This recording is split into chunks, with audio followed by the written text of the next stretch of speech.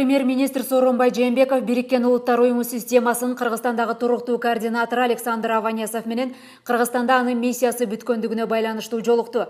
Акыркы 6 жылда Кыргызстан менен ПРООНдун кызматташтыгы жогорку деңгээлге көтөрүлүп, анын алкагында бир катар социалдык экономикалык маанидеги долбоорлор ишке ашырылды. Сооронбай Жээнбеков ПРООН тарабынан Кыргызстандын демократиялык, социалдык жана экономикалык жактан өнүгүүсүнө көптөгөн жардамдар берилгенин айтып өттү.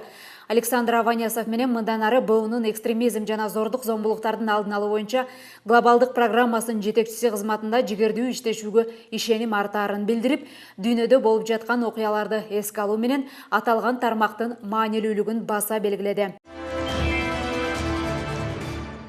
Премьер-министр Сооронбай Жээнбеков жергиликтүү өз алдынча башкаруу иштери жана этностор аралык мамилелер боюнча мамлекеттик агенттиктин директору Бактияр Салиев менен жергиликтүү өзүн өзү башкаруу союзунун төрагасы Эмиль Алымкуловду кабыл алды. Жолугушууда өзүн өзү башкаруу тармагын өнүктүрүү жана келечекте республика боюнча этностор аралык мамилени чыңдоо тууралуу мамлекеттик саясатты ишке ашыруу маселелери талкууланды.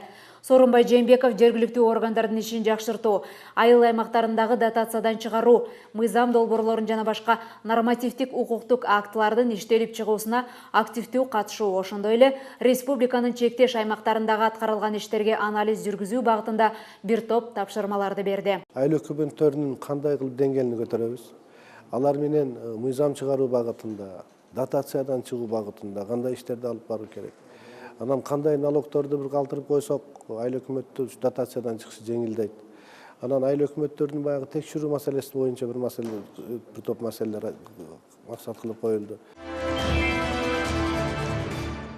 Кыргыз өкмөтү менен өнөр жай өнүктүрүү боюнча Бириккен Улуттар уюмунун ортосунда төлөм планында каралган өзгөчө баа салымдарын карызын жөнгө салуу боюнча келишимге кол коюлду.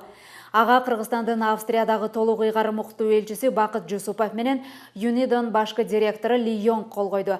Премьер-министр Сооронбай Жээнбеков өкмөт Кыргызстан менен ЮНИДОнун ортосундагы кызматташууну өнүктүрүүгө өзгөчө маани берерин, ошондой эле экономиканын ар кандай тармактарында маанилүү долбоорду ишке ашыруу аркылуу ишти тармактуу колдоо Кыргызстанда жүргүзүлүп жаткан иштер үчүн ыраазычылыгын билдирди. Өкмөт мамлекеттик ишканаларды оптимизациялоону улантууда. Анын алкагында 30дан ашпаган ишкана гана мамлекеттин карамагында калат. Бул тууралуу премьер-министр Сооронбай Жээнбеков мамлекеттик ишканаларды оптимизациялоо боюнча жумушчу жыйында билдирди. 2016 жылда мамлекеттик компаниялардан түшкөн киреше 74,7 миллиард сомду, ал эми чыгашасы 69,1 миллиард сомду түзгөн.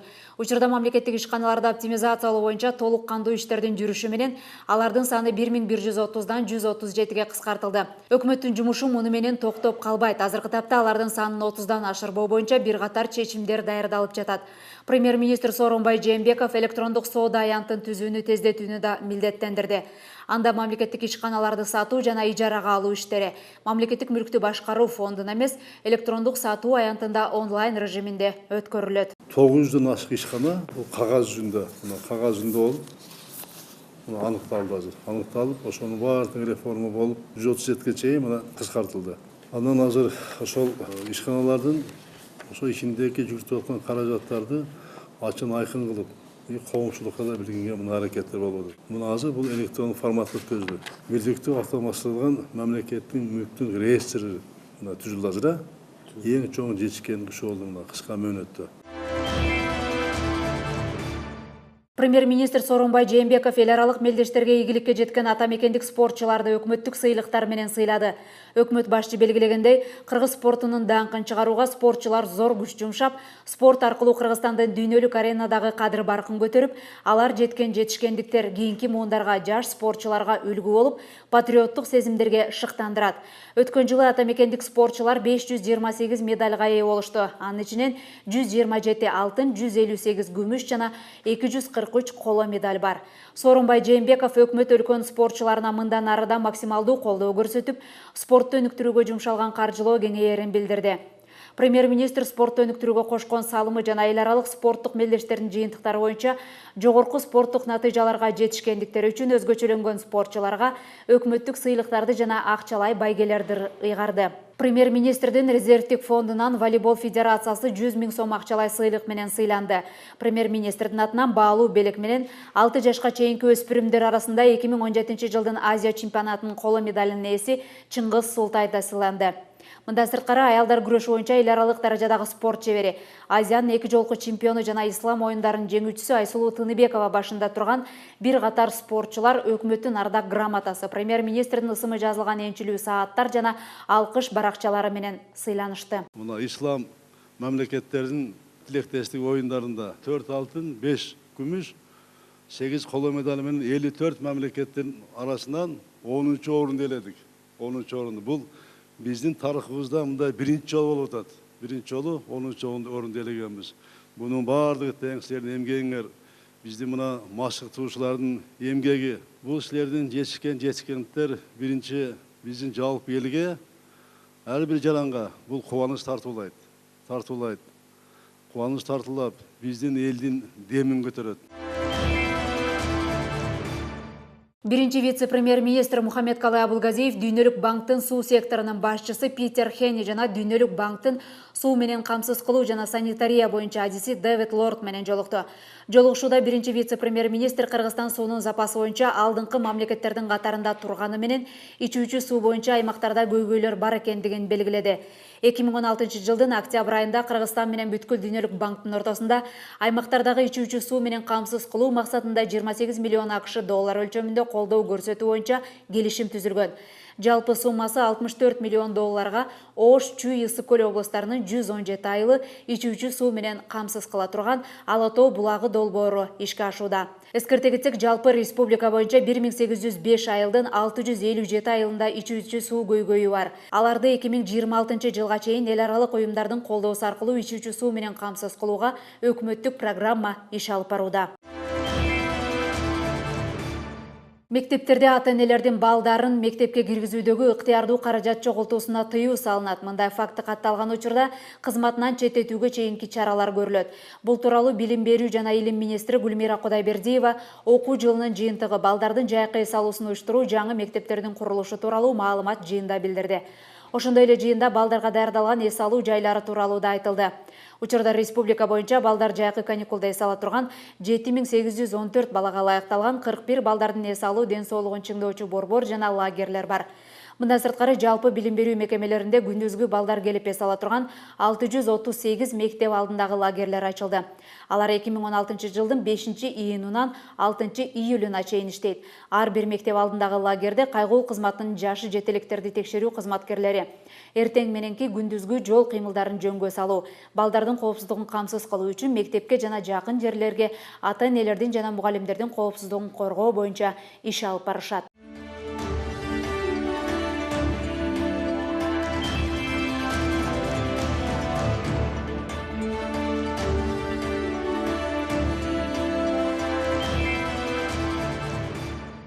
Премьер-министр Сооронбай Жээнбеков аймактарды кыдырып, элдин социалдык турмушу жана элеттеги көйгөйлөр менен жеринен таанышуусун улантууда.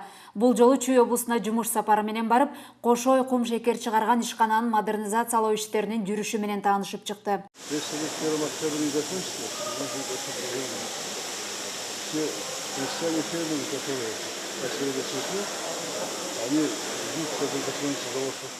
Учурда заводду оңдоо иштери дээрлик 70%га бүтүп калды. Буга чейин 13 жылдан бери токтоп турган ишкананын бардык тетиктери эскилиги жеткен. Аларды жаңыртууга Германия менен Украинадан заманбап техникалар алынып келинди. Өкмөт башчы Кошой заводун ишке киргизүү бүгүнкү күндө айыл чарбасындагы негизги долбоорлордун бири экендигин баса белгиледи. Быйыл күзүндө завод ишке кирсе, кант кызылчасын кайра иштетүү маселеси чечилип, калк ата мекенде өндүрүлгөн кум шекер менен камсыз болот. Заводду ишке киргизүү Кыргыз-Орус фондунан алынган насыянын эсебинен ишке ашууда. 6 айдын ичинде 5 миллион 600 доллары алынды завод тарабынан. Көбүнчө суммасы 4 миллион 100-гө жакыны жабдыкка жумшалды. 1 миллион 400 миң доллары болсо курулуш жумуштарына жумшалды. Заводдун ишке кириши менен кант кызылчасын кабыл алган учурда миңдеген адамдар жумуш орундары менен камсыз болот. Сооронбай Жээнбеков заводду оңдоодогу бардык белгиленген иш-чаралар көрсөтүлгөн мөөнөттө, тактап айтканда, ушул жылдын октябрь айына чейин бүтүшү керектигин баса белгиледи. Бул өткөн жылдагыдай дыйкандар өстүргөн түшүмүн сата албай калбашы үчүн абдан маанилүү, деди өкмөт башчы. Келечекте Кошой заводунун ишке кириши өндүрүлгөн кум шекерди Евразия экономикалык бирлигине кирген өлкөлөрдүн рыногуна экспорттоого да жол ачат. Баштаганда да келип көрүп кеткенмин. Андан июнда келем деп айтканмын. Келип азырда тапшырманы бердим. Түшүмдүк абдан көп болду былтыр. Бирок кичине азыраак анча мынча дыйкандар келгенде очередте туруп 1-2 күн күтүп алган күндөрү, анан талаада дагы 3-4 күн туруп калган маселелер болду. Ошону болтурбаш үчүн мына быйыл Кошойду убагында киргизиш боюнча маселени азыр көтөрүп койдук. Кошойду 1-октябрга буюрса мына бул тапшырманы бүтүрүүгө аракет кылабыз. Сооронбай Жээнбеков Чүй облусундагы ички жолдорду реконструкциялоо иштеринин жүрүшүн да көрүп чыкты. Сокулук районундагы Романовка-Камышановка автожолунун жалпы узундугу 34 чакырымды түзөт. Анын 14,3 чакырымына асфальт бетон менен, калган 19,3 чакырымы гравий менен жабылат. Мынаны мен жазда Кошойго тапшырып берем эмес. Түш керек. Сөзсүз керек. Канча кетет? 10 миллион дейм. 10 миллион акча кетет. Азыр 5 миллион, 5,5 миллиону бар. Калган баары бүтүбүз беш керек. Берге дыйкан фермерлерге эң ыңгайлуу шарт ушул экен да. Жолда разгрузка болот, аэропорттун жолунан ташыйт. мына жер аябай жакшы. Мына жак менен келсе бул жагы сокулуп өтүп кетсе да болот. Экинчи жагы эң негизгиси Кошойго кызыл чектилер. Кошойго таш керек. 80 километр жол дыйкан үчүн чоң акча да. Ал машина төлөш керек, сарайка куюш керек. Туура айтасыз. Аны таш керек. Төлөш керек турабы. Анан убакыты кетет, каражат кетет, ошону менен бүтүрүп толугу ишке бергиле. Качан бүтөсүңөр? 1,5 ай. Бюджеттен бөлгөнбүз 5,5 миллион. Бирок бул 5,5 миллион жетпей калат. Себеп дегенде бул жактан мына Кошой кант заводуна ушул жак менен кызылча ташылат деп атпайбы? Ошон үчүн жолду ушул сезон башталганга чейин калыбына келтириш керек да. Мен ойлойм 1,5 ай, 2 айлыктын ичинде бул жолдун баардыгын калыбына келтирип туруп, ушул бүтүр жумуштарын бүтүрөбүз, курулуш иштерин баардыгы. Москва районунун Беловодск айылындагы Кыргызстандын 50 жылдыгы көчөсүндө жолдун узундугу 2800 метр, мындан сырткары узундугу 200 метр болгон Фрунзе бурулуш жолу да оңдоодон өтөт. Бул боюнча жалпы оңдоо иштерине 15,2 миллион сом каралган. Премьер-министр жол инфраструктурасын жакшыртууга жетишерлик каражат бөлүнүп жатканын, өкмөт стратегиялык ири жолдорду гана эмес, ички жолдорго асфальт төшөө иштерине да өзгөчө көңүл бурарын билдирди. Мына жаңы салынып аткан жолдор боюнча 1 жылдан кийин кээ бир жерде бузулуп кетип атат. Мына ошого азыр катуу талап коюп атабыз. Талап коюп, ошо министрликтин өзүнө ошол жолдорду салганда өзүбүздүн күчүбүз менен жергиликтүү жол ишканалары салыш боюнча. Мына азыр көрүп атасыздар, буну жергиликтүү жол ишканалары салып атат. Үчүндөгүнөн кийин сапатына да булар жооп берет. Өкмөт башчы жумуш сапарынын алкагында Чүй облусундагы бир катар мектептердин абалы жана курулуш иштери менен да таанышты. Беловодск айылындагы спорт мектеп 1971 жылы курулган. Акыркы 15 жылдан бери капиталдык оңдоодон өткөн эмес. Мектепти оңдоого 15 миллион сом керектелет. Учурда аталган спорт мектепте спорттун 12 түрү боюнча 768 бала тарбияланат. Олимпийский чемпион болду Кудай кааласа. Дүйнөнүн чемпиону болду. Өкмөт башчы Сооронбай Жээнбеков спорт мектепти республикалык бюджеттин эсебинен бүткөрүлө турган билим берүү объектилеринин тизмесине киргизүүнү тапшырды. Ушул эле айылдагы 1-май орто мектебинин курулушу республикалык бюджеттин эсебинен жүргүзүлүүдө. Ага 150 миллион сом каражат каралган. Долбоор боюнча 750 балага ылайыкталган спорт залы менен 3 кабаттуу мектептин имараты тургузулат. Москва районуна караштуу Балайылчы айылындагы Абдыгул Жапаров атындагы орто мектеп өткөн кылымдын 70 жылдары курулган. Эски мектеп турган жерге жаңы мектептин имаратын куруу 2014 жылы башталган. Каражат маселеси жок болгондуктан курулуш иштери токтоп калган. Долбоордун алкагында 150 балага ылайыкталган 2 кабаттуу мектептин имараты курулат. Экинчи корпусубуз бияктагы мектебибиз мектепке ылайыкталып салынган эмес, шартка такыр жооп бербейт, бирок ошого карабай биз 11 класс окуйт. 1 класстан 11 класска чейин толук билим берип окутуп атабыз. Hoş gelipsizler, gelingizler. Өкмөт башчы жергиликтүү тургундар менен жолукканда аталган объект боюнча бардык тиешелүү маселелер чечилерине ишендирди. Мындан сырткары Сооронбай Жээнбеков Москва районунун Ак Башат айылындагы Усубалиев атындагы орто мектептин курулушунда көрүп чыкты. Премьер-министр билим берүү мекемелерин курууда ата мекендик курулуш материалдарын жана электр энергиясын үнөмдөөчү технологияны пайдалануу керектигин кошумчалады. Трубопроводы, пластиковый трубопровод. Сооронбай Жээнбеков Чүй облусундагы Шалта каналынын курулушу менен таанышуу учурунда канал ишке кирсе 3 айыл аймактагы 700 гектар жерди суугарууга болоорун билдирди. Долбоорго ылайык 3500 метр жерге труба түтүктөрү өткөрүлүп, Сокулук, Кызылтуу, Гавриловка айыл аймактарындагы 700 гектар жер сугарылат. Каналдын жалпы узундугу 6 чакырымды түзөт.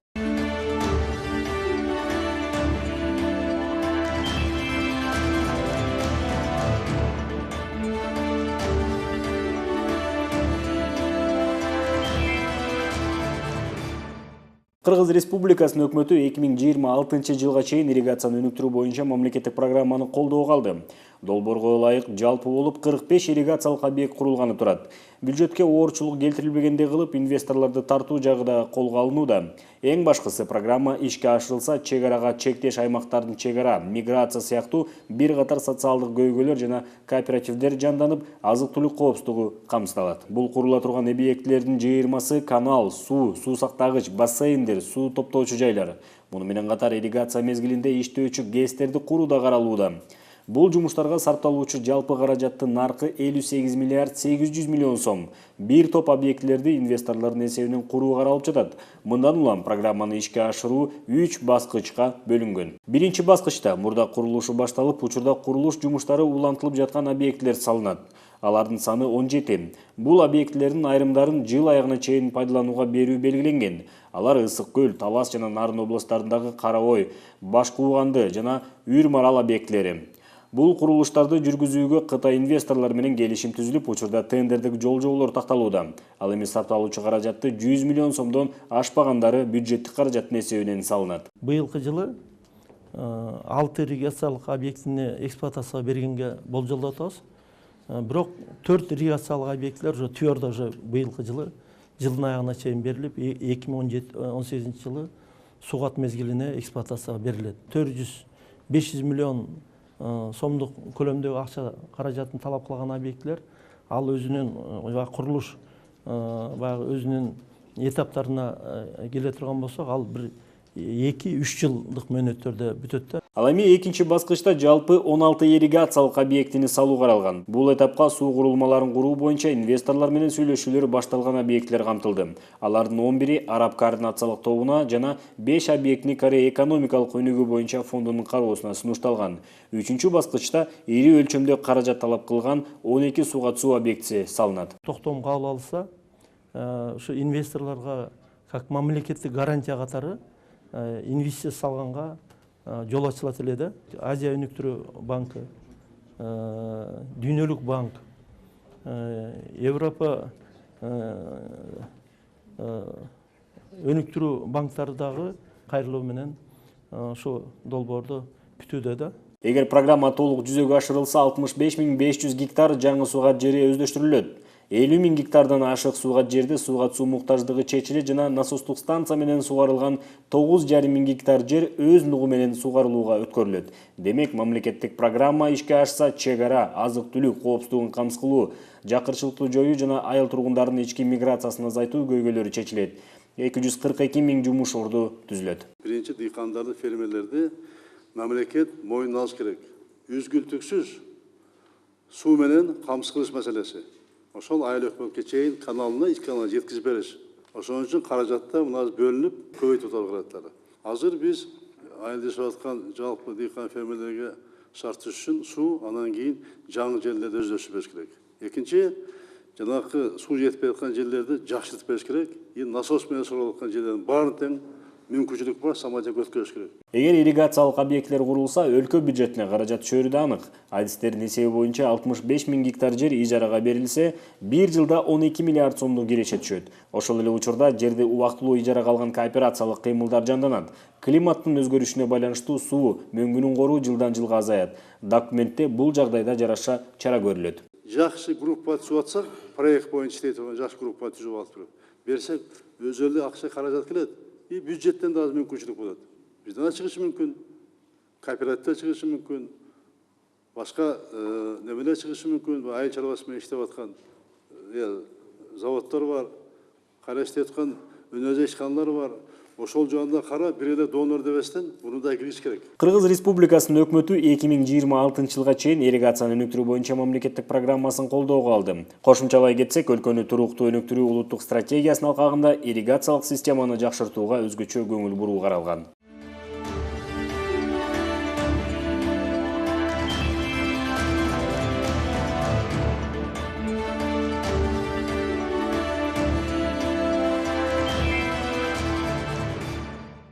Саламатсыздар, урматтуу телекөрүүчүлөр. Өлкөдө акыркы кезде социалдык объекттерди куруу жана анын ичинен типтүү мектептерди, аны менен катар заманбап эл аралык талапка жооп берген көзөмөл өткөрүү пункттарын куруу боюнча бир катар иштер жасалууда. Бул багытта өкмөттүн дагы келечекте көп пландары бар. Биз бүгүн мына ушул багытта сөз кылабыз. Кененирээк маалымат алуу үчүн архитектура, курулуш жана турак жай коммуналдык чарба мамлекеттик агенттигинин директору Абдиев Бактыбек Абышевичти чакырганбыз.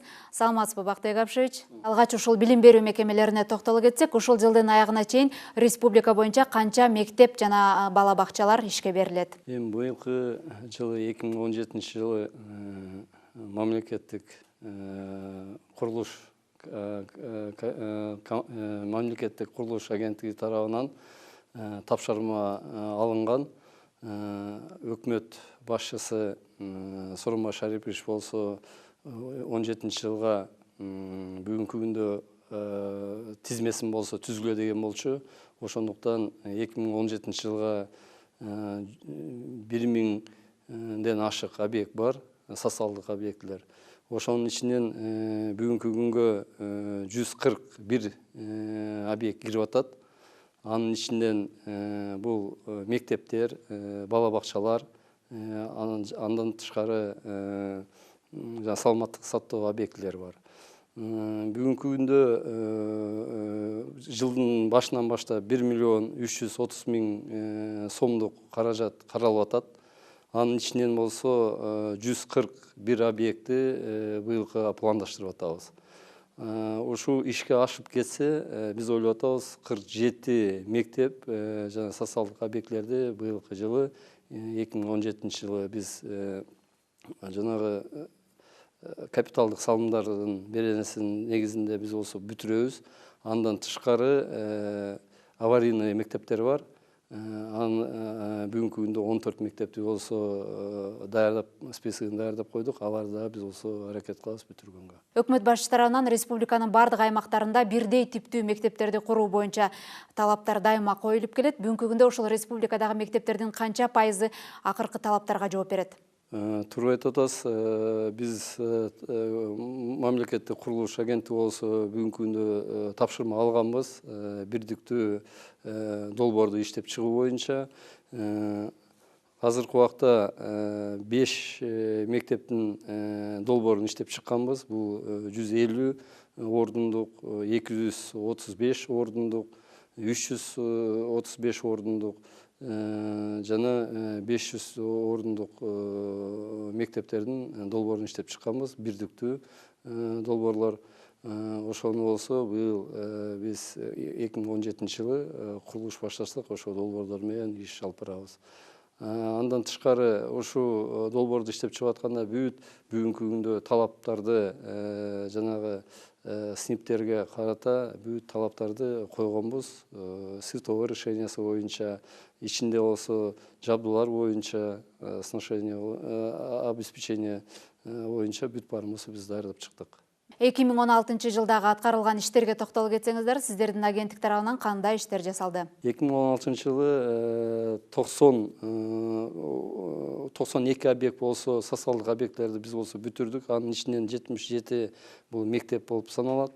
Анын ичинен бүт баары республиканский бюджеттен каралган каражат.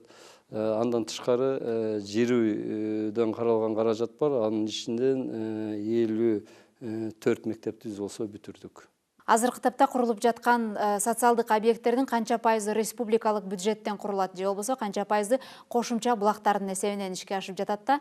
Айтайын дегеним ушул эгерде каржылоо системасы токтолуп калса, курулуш иши да үзгүлтүккө учурап, аны менен окуу процессинде кандайдыр бир тоскоолдуктар болбойбу деген. Биз ойлоп атабыз, көбүнчө 60-70% болсо бул республикалык бюджеттен каралып атат. Андан тышкары быйылкы жылы кошумча булактар бар. Ал эми Аравия тарабынан келген каражат. Андан тышкары бүтпөй калган мектептер бар болчу, жер үйдүн акчасы да бар. Ошонун негизинде биз болсо бүтүрөбүз деп ойлойбуз. Көбүнчө эми акчаны болсо бул республиканский бюджеттин эсебинен кылып атабыз. Өлкө боюнча дагы кандай социалдык объекттерди куруу муктаждыгы кайсыл аймактарда көбүрөөк? Эми бүгүнкү күндө карап көрсөк, эми көбүнчө муктаж объектилер болуп аткан бул Ош облусу, Баткен облусу болуп атат. Чек арага байланыштуу, чек арага жакын байланыштуу ошол жактарга көбүнчө каражат биз карап атабыз. Андан тышкары бул Нарын облусу, Көл, Ысык көл облусу, ошондуктан андан тышкары ошо Талас облусуна бүт жака эле карап атабыз. Бирок көбүнчө элдин санына караганда дагы жерин территориясына да караганда дагы ошо Ош менен Баткен тарапка көбүрөөк объектилерди салганга болот. Премьер-министр Сооронбай Жээнбеков кызматына келгенден баштап эле ушул чектеш аймактарда эл аралык стандартка жооп берген көзөмөл өткөрүү пункттарын курууга өзгөчө басым жасап келатат да. Бүгүнкү күндө ушул республиканын бардык аймагында канча эл аралык көзөмөл өткөрүү пункту ушул модернизациядан өткөрүлүп, толук ишке берилди жана канчасы азыркы тапта оңдолуп жатат? Өкмөт тарабынан 2016 жылы бизге тапшырма берилген. Чүй облусунда 4 контролдук пропускной пунктту биз жасаш керек болчук. Анын ичинен бүгүнкү күндө Кембулун автодорожный менен Токмок автодорожныйды жакын арада биз бүтүрүп толугу менен тапшырып бердик. Андан тышкары дагы 2 контролдук пропускной пункт бүгүнкү күндө курулуш иштери жүрүп атат. Ал 2 объект болсо Чүй облусунда турат. Ак жол менен Ак Тилек анын чалда бар. 3-чү объект болуп тур бул Ак Тилек автодорожныйды бүгүнкү күндө толугу менен конструкцияларын жасап койдук. Азыркы убакта отделочный работаларга киришип атат. Ушу наркы айдын бир 20-ларына чейин биз болсо бүтүртүп тапшырабыз деген максат койгонбуз. Андан тышкары жылдын аягына чейин чалда бар контрольно-пропускной пунктты да бүтүрөбүз. Bundan тышкары дагы вет лабораториялар бар. Өзүңүздөр билгендей, бул ЭСК киргенге байланыштуу аларды да комплексте бүтүрүп атабыз. Бул Ысык көл облусунда Каракол менен Балыкчы да бүгүнкү күндө башталды курулуштары. Андан тышкары бирөө Жалал Абад облусунда болот, Талас облусунда. Алар болсо күтүлүп атат. Жакын арада салып баштайбыз да, жылдын аягына чейин бүтүрүш керекпиз. Каражат толук түрдө? Каражат толук түрдө республиканский бюджеттен каралган. Контрольно-пропускной пункттарда толугу менен төлөнүп берилди. Көзөмөл өткөрүү пункттарын курууда мурдакы имаратка салыштырмалуу кандай өзгөчөлүктөр бар? Жөө жүргүнчүлөр менен автоунаа айдаган жүргүнчүлөргө канчалык деңгээлде кошумча шарттар түзүлгөн? Бүгүнкү күндө ошо контрольно-пропускной пункттар боюнча айта кетсек, бул Кембулун менен Токмоктукун бүткөндөн кийин автодорожныйда алардын бүгүнкү күндө иштеп аткан ошол жерде кызматкерлерге, андан тышкары контрольно-пропускной пункттан өтүп аткан элдерге жакшы шарттар түзүлгөн. 2 көзөмөлдүк пропускной пункту бар болсо, азыркы убакта бир эле пропускной пунктта 8 көзөмөлдүү пункттарды ачканбыз. Андан тышкары унаалар өтө турган, алар болсо водительдер түшпөй туруп эле ошол жерден обслуживание кылып туруп өткөзө турган мүмкүнчүлүктөр түзүлгөн. Бүгүнкү күндө 700 автоунаа өтө турган болуп калды. Бир эле контрольно-пропускной пункттан. Андан тышкары 5000 кишиге чейин өткөзө турган мүмкүнчүлүк бар. Андан тышкары контрольно-пропускной пункттун ичине кире турган бул жатаканалары, ошол жерде отопление, благоустройство, озеленение бүт бары ошонун ичине кирген. Жакшынакай бүгүнкү заманбапка туура келе турган объектилерди бүгүн болсо куруп бердик. Азыркы курулуп жаткан объекттерде дагы ошол өзгөчөлүктөр эске алынган да? Бүт 4 объектиден бүт барында ошо эске алынган бир типтүү долбоор менен курулуп атат. Бактык Апшич, атайын убакыт бөлүп келип бергениңизге рахмат. Урматтуу телекөрүүчүлөр, биз бүгүн Кыргыз өкмөтүндө көрсөтүүсүндө өлкөнүн курулуш тармагындагы аткарылып жаткан иштер жана бул багыттагы өкмөттүн пландары тууралуу сөз кылдык. Саламатта калыңыздар.